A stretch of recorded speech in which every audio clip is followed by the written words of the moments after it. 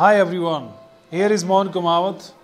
Friends, it is said that death is common to all. कहा जाता है कि मृत्यु सबके लिए समान है. Either you are a king or a poor person, the death is common to all. Friends, today here I am going to present a poem which is composed by William Shakespeare, and the name of the poem is Seven Ages of Man. Friends, this is the poem for the students of class 12th RBSE. In this poem, William Shakespeare has explained 7 ages, 7 stages of a human being. He explains that the man survives within the 7 ages and he dies. So without any delay, let's start the poem and enjoy the poem till the end. Guys, let's start the poem. 7 Ages of Man by William Shakespeare. First of all, we talk about the poet.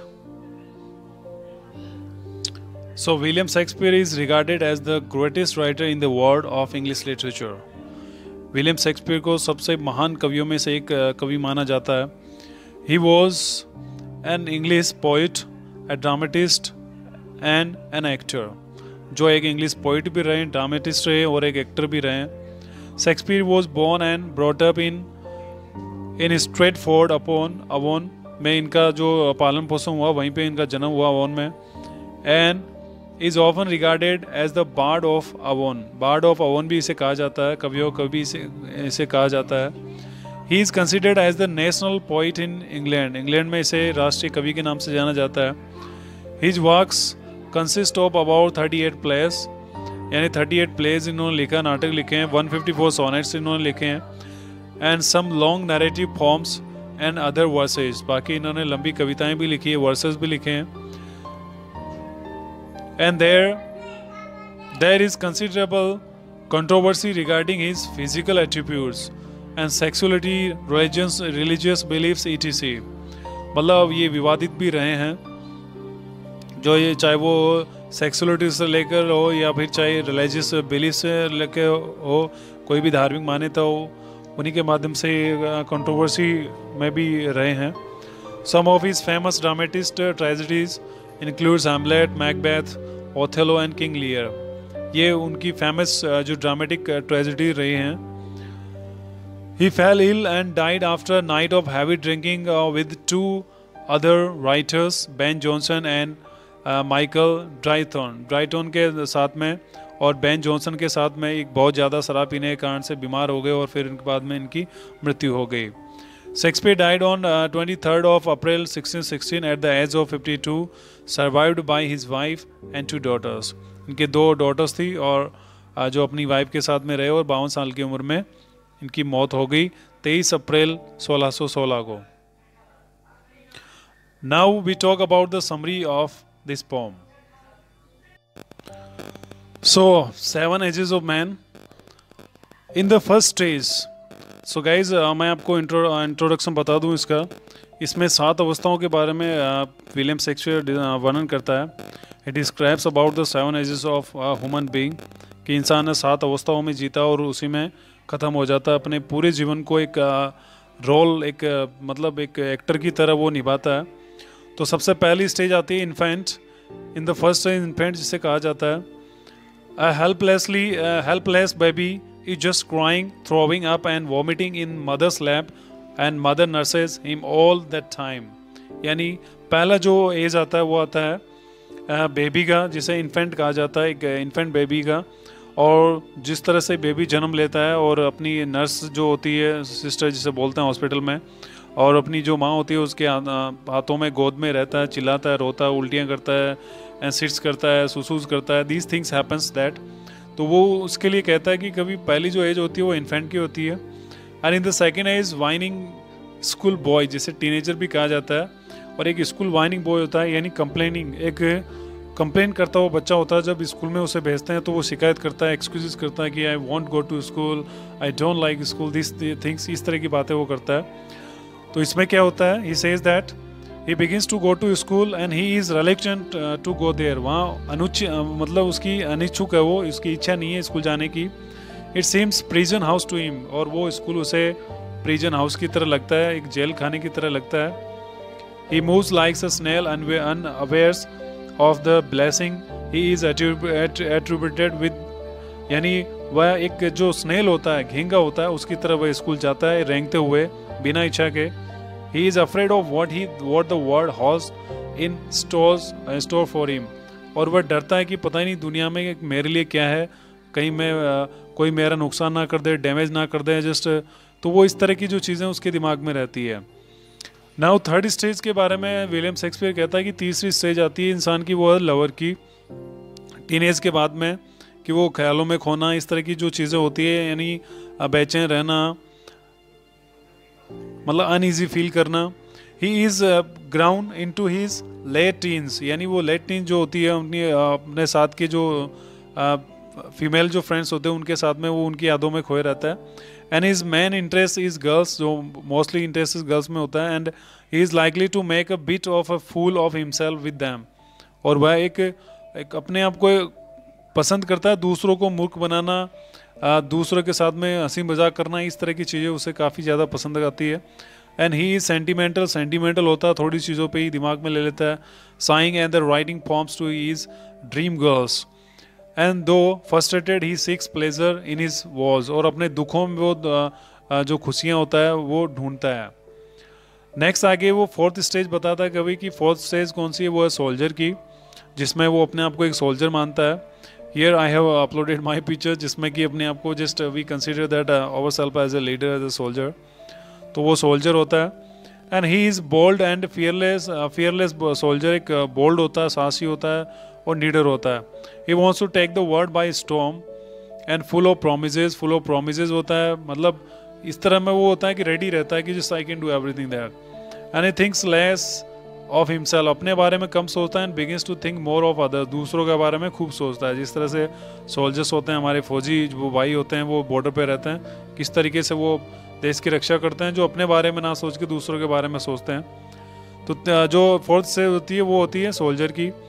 And he is very easily aroused and is hot headed, मतलब short temper होता है, जो उनका head होता है वो बहुत ही गर्म होता है, जस्ट हॉट हेडेड होते हैं वो। And he seeks bubble reputation उनकी होती है, मतलब फटाफट जिस तरह बुलबुले की तरह। फिफ्थ स्टेज होती है कि जस्टिफाइड पर्सन, और मिडिल एज जो पर्सन होता है वो हो जाता है कि दूसरों को मतलब ज्ञान देना शुरू कर देता है, just deliver the knowledges. And देखते हैं इसमें क्या होता है।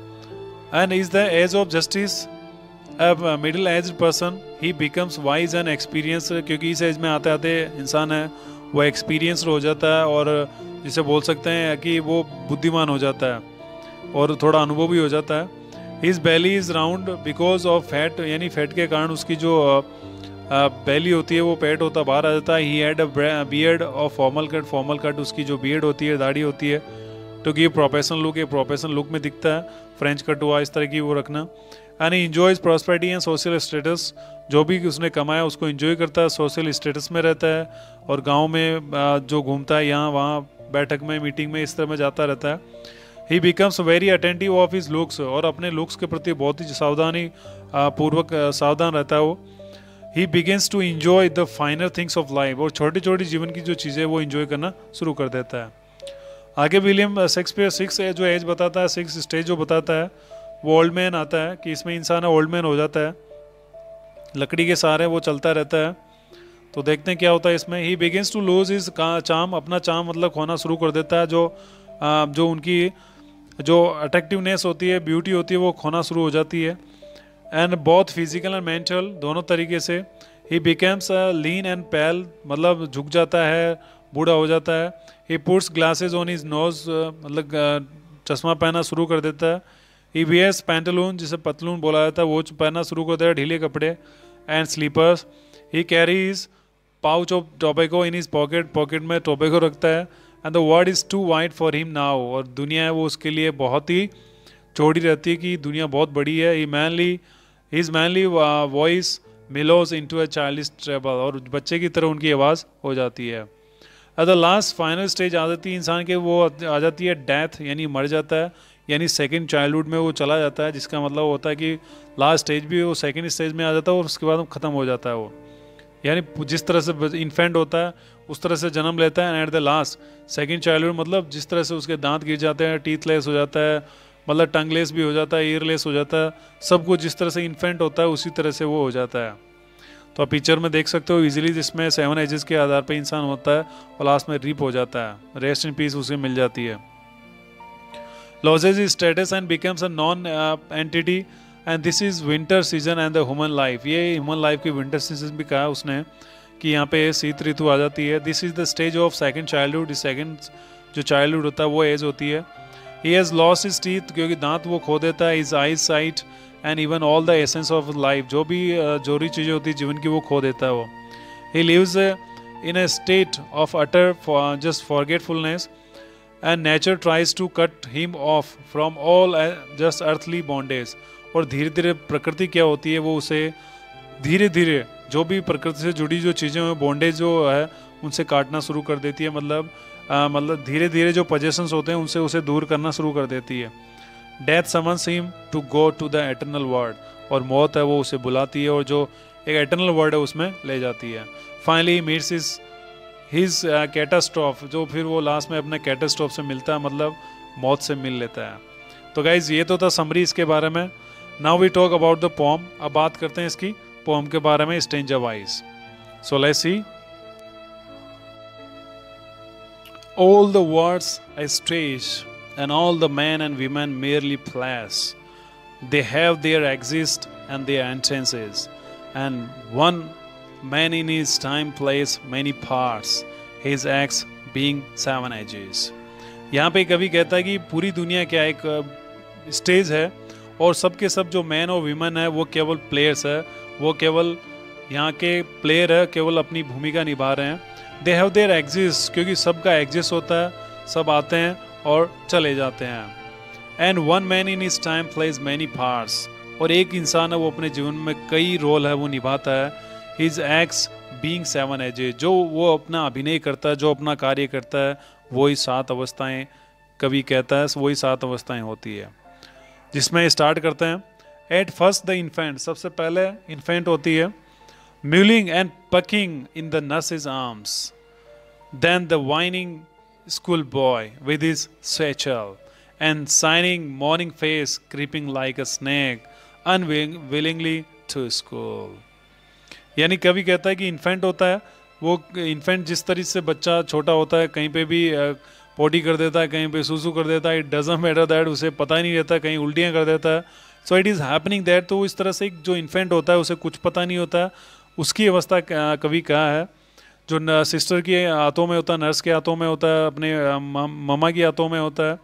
देन द वाइनिंग स्कूल, फिर दूसरी स्टेज में वो आ जाता है कि कंप्लेन करता हुआ बच्चा, जो हमेशा एक्सक्यूजेज करता है, शिकायत करता है कि मुझे स्कूल नहीं जाना है, जो अपने बैग के साथ में, सैचल का मतलब स्कूल बैग होता है। एंड साइनिंग मॉर्निंग फेस, जो चमकता हुआ उसका चेहरा होता है सुबह, लेकिन सुबह एक घेंगे की तरह रेंगता हुआ जाता है, क्रीपिंग करते हुए। अनविलिंगली टू स्कूल, बिना इच्छा के वो स्कूल जाता है, कोई इच्छा नहीं होती है, फिर भी वो जाता है जबरदस्ती स्कूल रेंगता हुआ। नेक्स्ट आगे कभी कहता है कि इसमें लवर की भूमिका निभाता है, साइंग लाइक अ फर्नेस, भट्टी की तरह वो एक साइंग भरता है विद अ वॉफुल बैलेड, और एक बहुत ही जो गानों में गाने गाते हैं। देखे होंगे आपने बहुत सारी मूवीज़ जिसमें जो अपने मतलब खोए रहते हैं हमेशा गानों में। And made to his mistress eyebrows, और अपने जो मिस्ट्रेस होती है, जो भी उनकी लवर होती है, बिलवेड होती है, उनको हमेशा इंप्रेस करने में लगे रहते हैं। देन अ सोल्जर, फिर एक सोल्जर की भूमिका आती है, full of strange oaths and bearded like the leopard, और पार्ट मतलब जो लेपर्ड होता है, एक फुल ऑफ ऑस होती है, यानी शपथ जो पूरे भरे होते हैं, मतलब कि मैं ये कर दूंगा वो कर दूंगा, दाढ़ी बढ़ जाती है। एंड जेलस इन ऑनर, जो ऑनर होता है सम्मान, उनमें जेलस होता है कि एक रेपुटेशन की भावना होती है, मतलब फटाफट झगड़ों में घुस जाते हैं, जो बोलते हैं ना कि फ्लाइंग एरोज वो ले लेते हैं। Seeking the bubble reputation even in the cannons mouth, यहाँ तक कि वो तोप के मुंह में भी चले जाते हैं और बबल रेपुटेशन के पीछे भागते हैं, जो ख़त्म होने वाली चीज़ें हैं उनके पीछे वो भागते हैं। एंड देन द जस्टिस, फिर वो क्या करते हैं, सोल्जर के बाद में जस्टिस पे आ जाते हैं, यानी न्याय की बातें करना शुरू कर देते हैं, दूसरों को नॉलेज देना शुरू कर देते हैं। इन फेयर राउंड बेली, इसमें उनका क्या होता है, पेट है वो बाहर आ जाता है, बेली आ जाता है। and with a good coupon lined with eyes wear and beard of formal cut, full of wise saws and modern instances, and so he plays his part. यानी वो फॉर्मल कट में आ जाते हैं, उनकी मतलब हर चीज़ में वो फॉर्मल अपनाना शुरू कर देते हैं, बुद्धिमत्ता की बातें करना शुरू कर देते हैं और एक मॉडर्न जो इंस्टेंसेंस हो जाते हैं, यानी वो उदाहरण देना शुरू कर देते हैं. The 6 A's and the shapes into the lean and the sleepers pantaloon, यानी जब 6 एज आती है तो वो ढीला पड़ जाते हैं, पतलून पहनना शुरू कर देते हैं. With speculus on nose and the pouch on side, यानी टोबैको की पाउच वो रखना शुरू कर देते हैं. His youthful horse well saved a word too wide, कि लगता है कि उनको कि दुनिया बहुत बड़ी है, सेव करना शुरू कर देते हैं. For his strength and his big manly voice turning again towards childish treble and pipes and the whistles in his sound, यानी इसके बाद में क्या होता है कि जब वो उनका पूरा बॉडी सिकुड़ जाता है, बच्चे की तरह आवाज़ आ जाती है, जब भी बोलते हैं तो विस्लिंग होता है. यानी आपने देखा होगा जब ओल्ड पर्सन जब बोलते हैं तो उनकी आवाज़ में सीटियाँ बजना शुरू हो जाती है. The last scene of the all, फिर इसके बाद में लास्ट सीन आ जाता है, यानी जब उनका समय आ जाता है कि now he has to go from this world and the ends this stage. फिर लास्ट में अंत आ जाता है कि eventful history is second childishness and mere oblivion and sans teeth, sans eyes, sans taste, sans everything. यानी हर चीज़ से वो अलग हो जाता है, बिना दांतों के. यहाँ सेंस टीथ का मतलब without teeth, without eyes, without taste, without everything, यानी हर चीज़ प्रकृति उसे हर चीज़ लेना शुरू कर देती है. तो इस तरीके से 7 अवस्थाओं में कवि कहता है कि 7 अवस्थाओं में इंसान का जीवन रहता है और वो इंसान है ख़त्म हो जाता है. तो डायरेक्टली मैं आपको एक बार और इन 7 जो स्टेजेस हैं उनको बता देता हूँ फटाफट, आप देख लीजिएगा. मैंने वैसे ऑलरेडी बता दिया है. फर्स्ट स्टेज इन्फेंसी होता है जिसमें बच्चा होता है. सेकंड होता है स्कूल बॉय, ठीक है, कंप्लेन करता हुआ स्कूल जाता है. थर्ड स्टेज में आ जाता है कि वो टीनेजर होता है, एज ए लवर भी आप बोल सकते हो उसको. फिर वह यंग मैन आ जाता है. After all that it comes to the middle age person, और मिडिल एज के बाद में फिर वो ओल्ड मैन आ जाता है, that becomes to the old man. And then after the old man के बाद में वो जस्ट डॉटेज यानी डेथ में चला जाता है, सेकेंड चाइल्ड इसमें वो बन जाता है. सो इस तरीके से विलियम शेक्सपियर अपने जो जीवन को, एक इंसान के जीवन को 7 अवस्थाओं के माध्यम से प्रेजेंट करता है. सो गाइज होप, उम्मीद करता हूँ आप लोग इसको अच्छे से समझ चुके होंगे, explanation and summary of this poem. So now guys अब हम बात करेंगे इसके क्वेश्चन आंसर्स के बारे में. सो बैक टू बैक वो भी पढ़ लेते हैं फटाफट. तो कुछ इसमें टेक्सुअल एक्टिविटीज़ है, तो आपको एग्जाम में किस तरह से क्वेश्चन आते हैं सबसे पहले वो डिस्कस करते हैं. तो एग्जाम में आपको एक स्टेंजा दिया होता है. सपोज जैसे एक स्टेंजा एक्सट्रैक्ट 1 है. All the words are stage and all the men and women merely players, they have their exits and their entrances and one man in his time plays many parts, his acts being 7 ages. तो ये stanza आपको दे दिया. अब आपको इसमें से question पूछे जाते हैं. तो सपोज ये स्टेंजा में से आपको क्वेश्चन दे दिया, pick out the lines with the metaphors. तो मेटाफर इसमें कौन सा है, तो इसमें ये आ गया ऑल द वर्ड्स स्टेज, यानी समस्त विश्व एक मंच है और हम सब के सब एक प्लेयर है.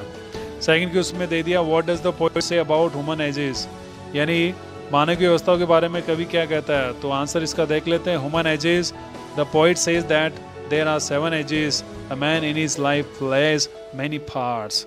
तो यानी कवि कहता है कि यहाँ 7 अवस्थाएं होती है और व्यक्ति अपने जीवन में अनेक भूमिका निभाता है. ना इसमें देखते हैं एक्टिविटी जो फर्स्ट है कॉम्प्रिहेंशन, कुछ ट्रू फॉल्स है. तो आप इजीली इनको देख सकते हो कि 1 man in his life time plays 1 part. तो आप इजीली इनमें कर सकते हो, कोई प्रॉब्लम नहीं है. आंसर मैं यहाँ पे दे रहा हूँ, तो आप वैसे भी इनको स्लो करके भी वीडियो को पॉज करके भी देख सकते हैं. चलो देखते हैं आगे. बी पे students, answer the following question in about 10 to 20 words. तो वो देख लेते हैं. Who is compared with the leopard, यानी किसकी तुलना लेपर्ड से की गई है, तो सोल्जर की गई है. आई क्वेश्चन 2 है, what is the role of nurse, nurse का क्या होता है, बच्चों को रखती है, बच्चा सुसु करता है, उल्टियाँ करता है, उनकी देखभाल करती है वो. And who size like a furnace, furnace की तरह कौन आए बढ़ता है, भट्टी की तरह, तो लवर होता है, that is. And fourth question है, at what stage does a man wear spectacles at his nose, यानी अपने नाक पे कब, किस एज में इंसान चश्मा पहनता है, तो at the age of 6 age, यानी 6 अवस्था में. आगे स्टूडेंट क्वेश्चन है सी, 20 से 30 वर्ड्स में आपको आंसर देना है.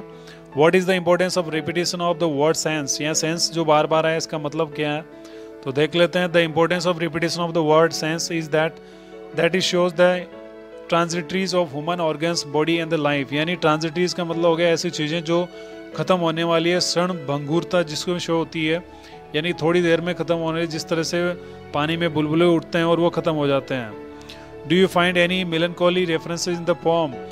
क्या आप इस कविता में विषादपूर्ण संदर्भ पाते हैं? तो ऑफकोर्स इसमें होता है कि लास्ट में दांत गिर जाते हैं, इंसान बूढ़ा हो जाता है, चश्मा पहन लेता है, तो ये चीज़ें होती है, वो ऑब्वियसली हमें विषादपूर्ण जीवन देती है, यानी दुख देती है।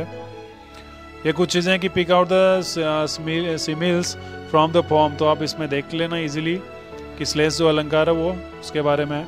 तो डी देखते हैं। Answer the following question in about 60 to 80 words. 60 to 80 words में मैं आपको क्वेश्चन बताता हूँ, आंसर आप फटाफट कर लीजिएगा जैसे भी हो। डिस्क्राइब द साइलेंट, जो इसमें साइलेंट जो फीचर्स है वो हम देखते हैं इसकी कौन कौन सी 7 एजेस की, तो वो आप सारी एजेस है वो आप इसमें बता सकते हो कि 1 to 7 एजेस में क्या होता है। ठीक है, चलो इसमें आगे देख लेते हैं। Pick out the use of the metaphor from the text, तो ये नहीं है फिर भी आप इसको देख लेना जो इसमें लिटरेरी डिवाइसेस यूज हुई है। ठीक है, and shining morning faces Shakespeare, जो इसमें आगे कंप्लीट लोगे। क्वेश्चन 3 है, how does a poem represent the mature view of life? ये अच्छा क्वेश्चन है कि कविता जीवन में एक परिपक्व विचार का कैसे प्रतिनिधित्व करती है। तो देख लें, the poem represents a mature view of the life by it's universal content and it is right that all the world is a big stage, human beings are the players of this big stage, कि इंसान पूरी दुनिया के stage है और हम सब के सब प्लेयर्स है। they play their roles and then leave the stage forever, कि वो सब यहाँ पे स्टेज पे काम करते हैं और उसके बाद में वो स्टेज छोड़ देते हैं। and the lifetime of a human being, the salient features of every stage have been given in it, कि इसी तरह हर व्यक्ति को फिर आगे जो विशेषताएं वो बताई जाती है, उसकी विशेषताएं होती है, वो अपने जीवन को इसी तरह स्पेंड करते हैं। अब गाइस बात करते हैं question 4, the explain how all the word is a stage in the contest of the poem. किस तरह से मंच का है, तो आप लिख देना इसमें। सब के सब यहीं पे काम करते हैं, चाहे वो बुरा हो, चाहे वो अच्छा हो, चाहे वो छोटा हो बड़ा हो, ऑल द पीपल सभी यहाँ काम करते हैं, अपना जीवन यापन करते हैं और अपना वर्क करते हैं, अपनी अलग अलग तरीके से एक्टिंग करते हैं, फिर यहाँ दुनिया छोड़ के चले जाते हैं। क्वेश्चन 5 है guys, the discuss Shakespeare as a minute observer of a human nature, कि शेक्सपियर मानव स्वभाव का एक सघन परिवेशक पर चर्चा कीजिए। तो आप इजीली बता सकते हो कि वो सारी अवस्थाएं बताता है कि इंसान हमेशा क्षण भंगुर चीज़ों के पीछे भागता है, ट्रांजिटरीज होता है, इंसान को पता है कि जस्ट मैन इज़ मॉर्टल, कि हम सब के सब मॉर्टल है, ख़त्म होने वाली सब चीज़ें, उसके बावजूद भी वो भागता है, सुधरने का एक नाम नहीं लेता है ना। इसमें कुछ क्वेश्चंस आते हैं, ध्यान रखिएगा, हमेशा आरबीएससी में कुछ एडिशनल क्वेश्चन है वो हमेशा पूछे जाते हैं, so please do not avoid them, read them also. That question है कि इसमें how does a man act in the second age, तो आप इजीली कर देना, बताने की कोई जरूरत नहीं है, आंसर आप फटाफट कर सकते हो क्योंकि आपने अच्छे से पोम पढ़ लिया है। सेकंड है, what does the man do in the fifth span, fifth में क्या करता है, क्वेश्चन आते हैं, तो ये एजेस आप पढ़ लेना सारी 1 to 7, तो कोई प्रॉब्लम नहीं है इसमें। थर्ड है इसमें, what does a man do in his fourth span of life, fourth में क्या करता है, तो आप वीडियो अगर आंसर देखना तो इजीली आप इसमें देख सकते हो, स्लो करके वीडियो को पॉज करके। फोर्थ क्वेश्चन है, how are man and women similar to the player on a stage, किस तरह से वो एक समान है, तो वो भी बता सकते हैं कि सबके सब अपनी भूमिकाएं निभाते हैं, सब सांसारिक इस मंच में भागते हैं, मेटलिस्टिक जो चीज़ें होती हैं उनके पीछे दौड़ते हैं। What is special about a soldier, soldier के बारे में क्या है वही आप ध्यान दीजिएगा। ईर्ष्यालु होता है, उड़ते तीर हमेशा वो लेता है, always ready to take the flying arrows, और मृत्यु जो क्षणभंगुर जो चीज़ें होती हैं उनके पीछे भागता है। Why is the last stage called the second child age, last stage को क्यों सेकंड जो दूसरा बचपन कहा गया, क्योंकि उसमें इंसान है वो सेंसलेस हो जाता है, टीथलेस हो जाता है, और उसमें वो आईलेस हो जाता है, ईयरलेस हो जाता है, मतलब कुछ भी ना सुनता ना दिखता है उसको। तो गाइज इस तरीके से हमने ये पोम पढ़ा आज, उम्मीद करता हूँ आपको अच्छे समझ में आ गई होगी। So if you really enjoy this pome please subscribe the channel, और प्लीज़ एक बार शेयर तो कर दो, लाइक कर दो यार, कमेंट भी कर दो जो भी आपकी प्रॉब्लम है, या जो भी आप जो भी कमेंटेबल आप स्टेप बोलना चाहते हो, whatever you want to say that please say that, and don't forget to subscribe my channel. So guys मिलते हैं अगले वीडियो में, तब तक take care, bye bye. Press the bell icon on the YouTube app and never miss another update.